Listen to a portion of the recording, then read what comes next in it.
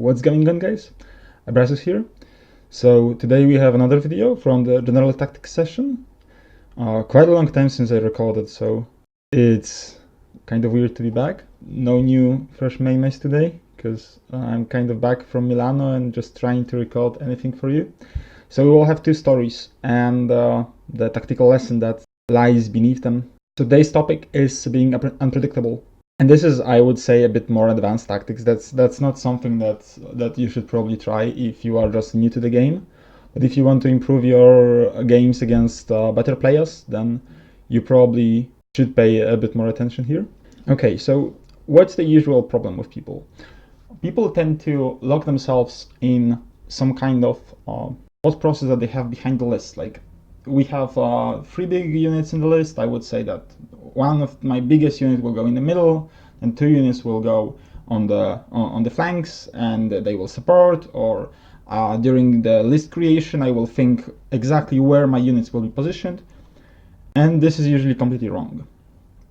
You can have some assumptions, some thoughts behind what will be going on. But each battle should be completely different for you. Each deployment should be completely different. Even if you are playing the second time against the same opponent, you should always try to surprise him. It was really funny for me when I heard that some guys were actually sketching the deployments of Polish players during the ATC. This is just hilarious, because I don't think that you learn that much from it.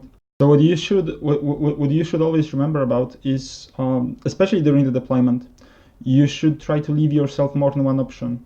So I had a very interesting deployment recently against the Undying Dynasties with Empire, and I tried to leave myself as many options as possible, even though Empire is usually playing very close to each other. I deployed basically on the whole board, and up to the very end I didn't know where to put my 2 main units, and thanks to that my opponent didn't know that either. So in the end I think I outdeployed him severely there, because his main block of skeletons did basically nothing during the game, and I won convincingly, either 19 or 20, despite him not making much mistakes in the later stages of the game. Because deployment is so crucial, you should always try to trick your opponent. Many deployments nowadays end up with just I will drop first to start, or I will drop first to not start. But in more balanced games, in more tactical games, you will find yourself trying to outdeploy your opponent, and that's great. So before, I was talking about in one of the previous videos about the need to force your opponent to have difficult decisions. But also here I would like to point out that surprisingly it's also good to put yourself in a situation where you have bad decisions, especially if you are convinced that you can make the right choice. But because you have the hard decisions to make, your opponent has no idea what will you do. If you leave yourself exactly the spots that the units can fit in, for example in the deployment, then your opponent has 100% knowledge on you, and very convincingly can just adapt to that. I had a game at the ETC 2018 against a vampire player from Germany, where I played the demons. I had a pretty good matchup. And after 3 or 4 drops, he put most of his units on the right-hand side of the board. And because we were playing flags, I could have just assumed that he will try to just defend in the right-hand corner. I dropped all and said that I want him to start, because in his first turn I expected him to do nothing special and just waste a turn basically. And that would give me a much better game with trying to counterplay that. After he finished his deploying, I got every single of his unit right. I had an assumption where his units will be. I assumed that his main block will be in the ruins, and then he would have 1 skeleton block to the left, and then he will have the Vargeists on the very right, trying to cover the flank. But in my opinion, this was a mistake. I was like 90% sure that he will do it, because this was a natural thing to do. But in my opinion, his deployment should look much more different. We had a slight argument because he didn't understand that I wanted him to start.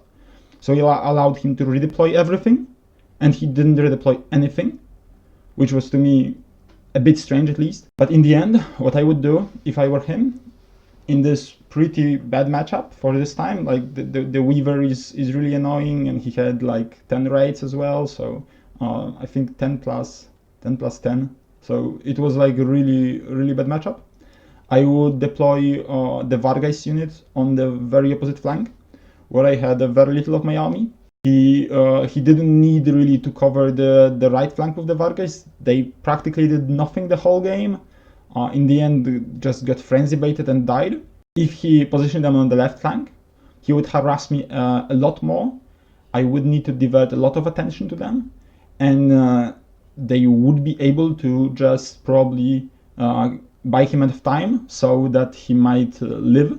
But in the end, in his first turn, as I predicted, he did practically nothing. In my first turn, I just started advancing. And in the end, even though we played only 5 turns, I managed to win, I think, 18. Because I won this scenario and I was all over him through the whole game. Because he played very predictably, he played like just standard, very normal game. I was able to just get the standard, very normal score for this matchup.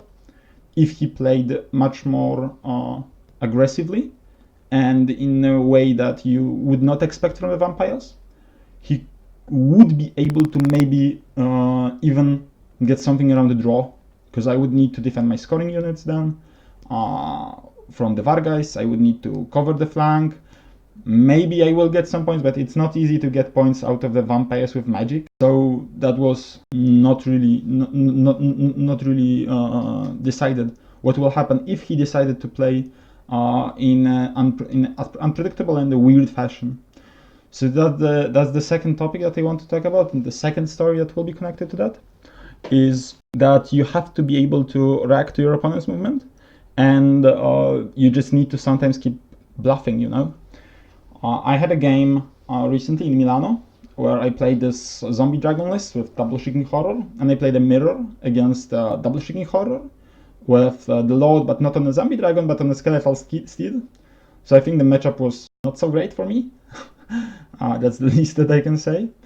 But the opponent was really scared of playing more aggressively, and in the end, he gave me a very nice opening in my turn 2, where I could have put all my magic into one of his shrieking horrors, and the second shrieking horror couldn't do anything, and he would be just squeezed on his side of the board.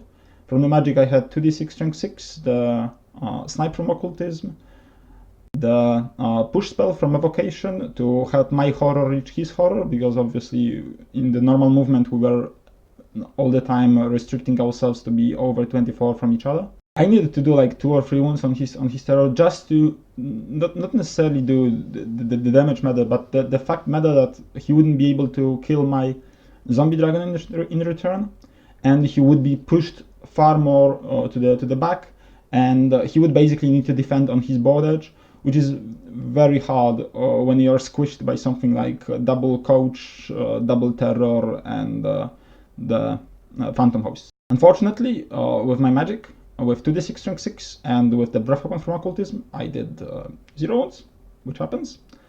Then I failed all of my regions. I needed to pass one of the 6 regions to survive with the zombie dragon. Unfortunately, I did not, so my zombie dragon died. And with zombie dragon dead on turn 3, this should have been an easy 20-0. I was really surprised what happened in the future turns. He didn't need to play for the bigger score because his team was handling pretty well, but it was not settled that he doesn't need a bigger score. What happened is he just stood on his board edge and didn't even push me. At this point, one of the shrieking horrors basically crumbled. I had 1 shrieking horror left, 1 coach left, and 1 coach that was engaged with ghosts, so he was basically not counting, and 4 ghosts of my own. I had nothing on the board. He could have just rushed me, for example, put his Lord with his BSB in 1 unit, so that he cannot be shrieked to death with the very high probability.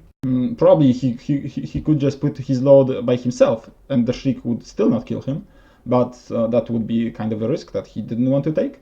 But he stayed with his Lord in his unit the whole game, in zombies, I think. So in the end, he gave me like 4 or 5 more chances to just get back into the game with some not even that far charges, like a 6 with no swift stride from the ghost to get to his necromancer in skeletons with no counter. That would probably be a huge pain in the ass for him. Then some coach charges, then some tries to kill his BSB. Anyways, I digress. The point is that with my zombies, with my units, I stood basically in the middle of the board. I could have tried to back off, and that would be a reasonable thing to do, trying that just to run. But the problem was that if I started to run, it would be really easy for him to see what's going on, to see that I decide that I have no more chances in this game, and I just try to save points, and he would probably at this point just rush me and kill me. But I decided to play for the tricks. I decided to just go forward, to pretend that I can still do something in this game. Fortunately, none of my chances worked, so in the end I lost 15-5. If I didn't blow up my mage last turn, it would be probably like 12-8. And with losing the zombie dragon on turn 3, of his turn 3, and then I had 4 more turns doing basically nothing. I'm pretty satisfied with the score. But again, I decided to just push him to keep the distance, to pretend that I can still do something in this game. And because I did that, he didn't have the guts, I guess, to rush me there. And he just stood there, did some pitiful magic, because he didn't even try to get within 18 inches of the terror. Because to do that, I always forced him to need to leave the unit to be able to reach the terror with the grave calls. And even though it was perfectly viable to do that, to get out of the unit, just try to kill the terror, just overwhelm me with your magic, with your terror, he just stick to his board edge. Because I did the weird stuff, and despite basically losing the game on turn 3, I decided not to back off, not to behave in a predictable way. So in the end, the lesson from this video is, I guess, don't get your opponent to read you. Always play weird. Always play stuff that's not exactly predictable. Always think of the solutions that are maybe not optimal, but try to find the second best solution and try to think how your opponent will react to that. Because maybe this is not optimal from the point, okay, if my opponent plays perfectly, then this choice is the best. But what if your opponent doesn't play perfectly? What if you force your opponent into playing some weird shit? In the chess, there is a calling that the opponent starts seeing ghosts, and that's because after some positions, after some complications, because of the time controls, the opponent starts seeing possibilities and combinations that are not really possible. They seem viable, but in the end, there is always something that prevents them from happening. But it's really hard to catch that grasp during the game, to see that instantly like this. It's just not so easy. And here, I think the same principle works.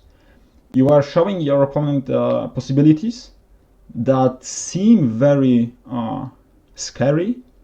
There are no real threats. Nothing really happens. But you try to pretend that something is on the way. And many opponents, I think vast majority of the opponents, will just be scared and will play much more cautiously, will give you much more space, or will give you a breathing room. And it's much harder to win if you cannot see through the ghosts that appear during such games. Hope you guys learned something from this, and see you in the next one. Cheers.